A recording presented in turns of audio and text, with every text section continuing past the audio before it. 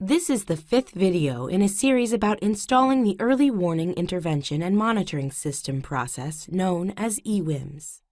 The video series was created collaboratively by the Great Lakes Comprehensive Center and the Michigan Department of Education and is based on the work of the National High School Center. There is a video for each of the 7 steps in the EWIMS process. This video focuses on Step 4. All of the videos parallel the EWIMS implementation guide. This video will deepen your understanding of Step 4 of the 7-step EWIMS process, interpreting early warning data. Here's a brief review of the previous steps in the process. In Step 1, the team's roles and responsibilities are established. In Step 2, the team uses its early warning data tool to gather data. In Step 3, the team reviews the data, identifying and exploring patterns, and determining additional information or data that are needed. Step 3 identifies which of the indicators, attendance, behavior, and course performance, are involved for students who are flagged as at risk for dropping out. After a student is flagged in Step 3, in Step 4, the team looks for underlying or root causes of the flag. Step 4 is vital because it is where the team diagnoses the barriers that are preventing a student from being successful. In Step 4, the team asks why. Why is this problem or pattern occurring? In this step, the EWIMS team works to understand what is going on in order to determine how to intervene. By asking questions and examining underlying causes, the team looks beyond the indicators to identify the needs that are present for individual students and groups of students who may be sliding off track for graduation. Although Steps 3 and 4 typically occur together, the EWIMS process divides them into 2 distinct steps to emphasize the importance of verifying the data, that is, ensuring that the data are accurate, and then holding a deeper discussion about underlying causes before intervening. Without Step 4, teams could be in danger of putting a metaphorical bandage over a gaping wound, taking actions that don't address root causes, or worse, that mask or exacerbate the real problem. In Step 3, early warning data flag students and indicate where there is a problem. But that information alone is not enough to mitigate the problem. The indicators represent the symptoms of a problem, the who and what, but not the cause of the problem. For example, let's say a student tells a teacher that he doesn't feel well and wants to see the school nurse. The nurse asks what's wrong, and the student explains that he has a stomachache. In this example, the student's stomach pain is a symptom. This information alone is not enough for the nurse to determine next steps because she doesn't have enough information to understand why the student has a stomachache. The nurse must dig deeper, beyond the symptoms, to begin to understand why the problem is occurring.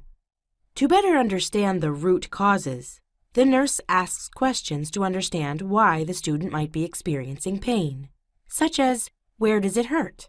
And when did the pain begin? The nurse needs more data to properly diagnose and determine next steps. To do this, she can ask questions such as, when did you last eat? How sharp is the pain? How often do you get stomach aches? And do you have any other symptoms? These questions go beyond the student's initial concern to determine the why. Early warning indicators are symptoms too, symptoms of disengagement from school. In the 7-step EWIMS process, the team uses data and educator expertise, including knowledge of individual student circumstances, to interpret the indicators. Because root causes for students are not always immediately visible or quantifiable, getting additional perspectives on a student from teachers, school support staff, and the student's family is advisable. To interpret the data, the EWIMS team looks beyond the indicators to consider underlying factors, identify students' strengths, and explore additional data sources. Additional data sources can be observational or qualitative in nature. For example, functional behavior assessment and universal screening data, as used in a multi-tiered system of supports, may provide insight. Considering the conditions that impact a student can help to inform the path to intervention.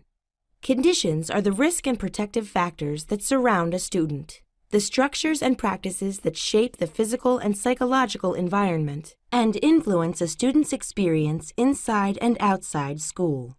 For example, a student with frequent tardies might be working a late shift to supplement his or her family's income. When the school is aware of what else impacts a student, staff can provide better support. Conditions related to the classroom, the school, the family, and the community can influence student attendance, behavior, and course performance. Considering conditions within the control of the school may mean examining instructional practices and structural factors that create barriers such as attendance procedures, disciplinary policies, grading practices, and access to transportation. In Step 4, an important question to ask is, what characteristics may be contributing to or influencing an underlying root cause? Characteristics are the factors that belong or are connected to a student, such as a demographic trait or a designation.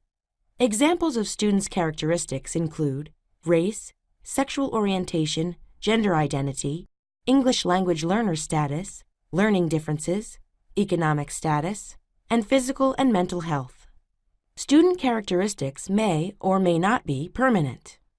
Considering student characteristics can help an EWIMS teacher to better understand underlying causes, and in some cases, doing so can provide helpful clues. However, characteristics alone are not predictive of student success or graduation. Although a designation such as a special education code or a demographic category may impact a student's trajectory, it should not automatically be assumed to indicate risk. To begin to understand underlying root causes, start by asking questions such as the ones you see here. Asking questions not only begins the conversation on a positive note and highlights areas to leverage, but also helps to guide the discussion toward factors that can be impacted rather than factors outside of the school's control. Next, we'll review specific questions related to attendance, behavior, and course performance. Teams can also ask specific questions related to each indicator.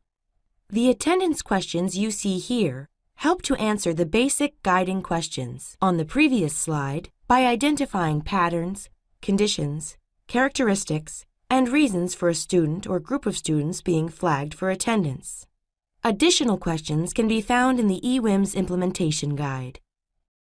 Here you see some questions that explore the behavior indicator. These questions look more closely at when the behaviors occur and whether there are common factors contributing to the behavior, such as a trigger or the involvement of particular adults. Answering some of these questions may require inviting people outside of the EWIMS team to share information and perspectives on the student.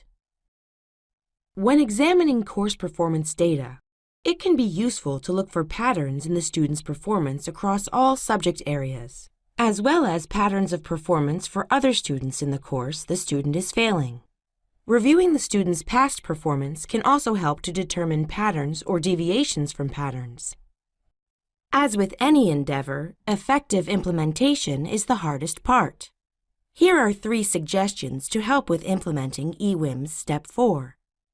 First, invoke shared agreements. At each EWIMS meeting, the facilitator grounds the work in the shared agreements or team norms that were established in Step 1. This helps to maximize meeting time, promote effective teamwork, and prevent distraction and frustration. The effectiveness of an EWIMS team meeting depends, in part, on the educator's will and skill to collaborate. The second suggestion is to create a list of students to review, that is, a watch list. To develop the watch list, you can look across indicators for students with red flags and/or students who have multiple flags. Your team may want to update the watch list and send it to team members before a meeting. This gives members a chance to prepare their thoughts, which can result in more efficient meetings with more time to discuss a greater number of students. If you are using the Michigan Data Hub Early Warning Data tool, in the Teacher view, you can access a special function to build a watch list. The third suggestion for implementing EWIMS Step 4 is to consider ways of reaching more than one student at a time through group interventions. Most schools do not have the resources to provide an individual intervention to every student for whom a flag appears in the early warning data. Not only is this approach a drain on resources, it is ultimately less efficient than serving groups of students, and it does not capitalize on the power of peer influence. When several students have the same need, the school or district may be able to respond with a group intervention for those students. It is strongly recommended that EWIMS teams review groups of students who have the same flag to identify common causes or needs that may exist. When many students have a similar flag, for example, numerous behavior flags connected to 9th grade math classes, the EWIMS team may want to step back to examine the conditions of the classroom or the school.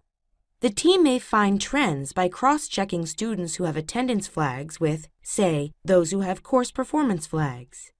It is not only common, but logical to find that students who have poor attendance also have low course performance. Now, what about the students with high attendance and low course performance? By asking questions like these, the team can use patterns and trends to develop group interventions for students who face common challenges. The EWIMS team may decide to provide tiered levels of support to different groups of students. One cue to look for patterns is if a team finds that the same problems occur repeatedly. To identify longer-term patterns, ask questions such as, what are the most prominent needs across grade levels, subgroups of students, and our school? It may be useful to ask, how will we prioritize the student needs we have identified? How are the needs aligned with our school goals? Asking questions like this may lead to requesting district support for additional data or resources, and/or the involvement of community stakeholders. An EWIMS team may find that to address some student needs fully and consistently, it is necessary to create or refine school-wide or district-wide practices or interventions. At this point, it is important to engage local and statewide education professionals. Next, we'll explore 3 challenges that often arise during Step 4 in the EWIMS process and how to address them. The first challenge is duplication of effort. Many schools implement 2 or more similar initiatives at the same time without thorough consideration of the overlap. EWIMS efforts often intersect with school-wide initiatives such as PBIS, Positive Behavioral Intervention and Supports. School and district leaders can be provided support on strategies for integrating EWIMS into an existing school and district student support systems. Schools across Michigan are implementing multi-tiered system of supports, MTSS. At the state level, MTSS and EWIMS are aligned and both serve to intervene with students who are slipping off track. The second challenge is jumping to conclusions. It can be tempting to act before fully understanding a problem. Indicators alone do not lead to an intervention. It's important to take the time to understand underlying causes. In the long run, effective interventions deliberately aim to address an underlying cause. EWIMS teams should be careful not to guess or hypothesize about the reasons behind the data, because that often leads to wanting to confirm one's guess. Always remember to ground your conversations in exploring underlying causes. The third and final common challenge in Step 4 is getting stuck. If your team becomes hung up discussing a student or group of students, you may have insufficient information. Ask, can more information be gathered from or about this student or these students? If so, focus on the questions you're having trouble answering, and determine what data you need to answer them. Alternatively, you may be stuck because you have too much information. For example, if you find there are multiple interrelated underlying causes that may be contributing to a student's or group of students' challenges. In this situation, it can be a good idea to explore the relationships between the underlying causes. Distinguish quick wins and longer-term wins. Then select a viable entry point for intervention. Some common underlying causes include poverty, institutionalized discrimination, and access to resources. Remember that while you are working to address student needs and help students be successful in school, the EWIMS process will not enable you to solve larger social problems. If your team finds that it repeatedly gets stuck on social ills or why a given situation exists, you may have identified an underlying cause that is beyond your sphere of influence. At this point, try stepping back and asking which of the underlying causes the group, as educators, can address, and focus your energies there. If you are stuck, but it doesn't seem to be a matter of too much or too little information, you may want to re-examine the conditions being experienced by a student, which teacher the student has for a particular course, or information about student characteristics, such as English language learner status. Identifying conditions and characteristics that are malleable can help an EWIMS team to focus on the changes they can effect. Please remember that in Step 4, it is critical to discuss and address underlying root causes before identifying and assigning interventions. When EWIMS teams jump directly from observing a flag to selecting an intervention without considering underlying causes, they are likely to address a symptom rather than a root cause, and the flag may well persist or reoccur. The next step in this video series is Step 5, where we explore how to use the knowledge your team gained in Step 4 to choose appropriate interventions for students. Much more on interventions in the next video. Thank you for all you do on behalf of Michigan students and families every day.